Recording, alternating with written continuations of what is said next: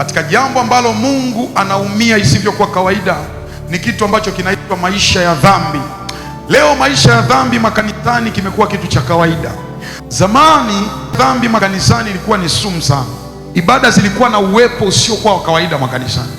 Kwa nini? Hawa watu walikuwa wanania kitu hiki kimoja. Leo hii mtu anakuja kwa sababu ya sauti nzuri, anajua kuimba, ametoka kulala na mume wa mtu, ndo wanampa maiki eti kuongoza wastahili, na watu wanasema wanaingia uweponi.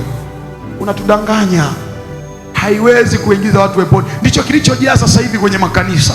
Unajua sasa hivi dunia imetengeneza mfumo kuonyesha kwamba watu wakiwa na mazoezi ndio kitu kinachohitajika, yaani kwamba watu wawe vizuri kuimba. Sikia, kujua kuimba sikatai, lakini unatakiwa uwe rohoni kwanza kabla ya hivyo vitu. Vijana kwenye makanisa wameharibika, uzinzi.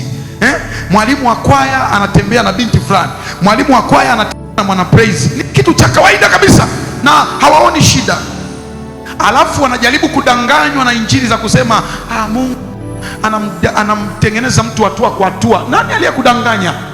Kitendo cha wewe kuweza kuokoka ina maana ni ile siku Mungu alitaka uweze kubadilika.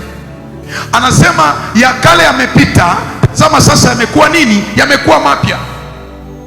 Ina maana Mungu anataka na wewe pia uache tabia za kale. Ndio maana anasema kuanzia sasa mnatakiwa msienende kwa namna ya ulimwengu huu. Mtu kisha okoka unatakiwa utoke kuenenda kwa namna ya ulimwengu.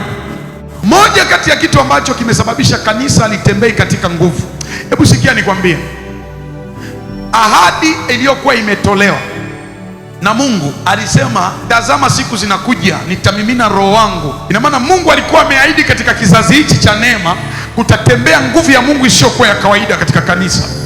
Lakini cha ajabu na cha kusikitisha, kile kitu ambacho Mungu aliahidi kitendeke katika kanisa hakipo. Kanisa ambalo Mungu alilitabiri sio hili. Watu wanafikiria uamsho ni mambo tu yanatokea kiholela. Uamsho ni pamoja na kuacha vitu viovu. Uamsho ni pamoja na kanisa kutembea katika toba ya kweli, kutubu, kutembea katika usafi. Kataa kitu kinachoitwa dhambi. Ulokole sasa hivi unatukanwa kwa sababu ya maisha ya dhambi ambayo yameonekana ni vitu vya kawaida makanisani, na watu hawaongei, wachungaji hawaongei. Wachungaji wanajaribu kuwabembeleza, wanawaficha kwa sababu anajua nikiongea vibaya washirika wangu watoaji watakimbia makanisani.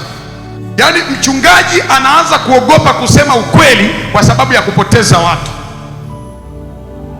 Mchungaji anaogopa kuisema iliyo kweli kwa sababu ya kupoteza watu. Unajua tukihubiri injili ya dhambi watu hawapendi, hawatokaa makanisani. Hivi nani alikudanganya? Kati ya wanadamu na Mungu nani ambaye unatakiwa umpendeze?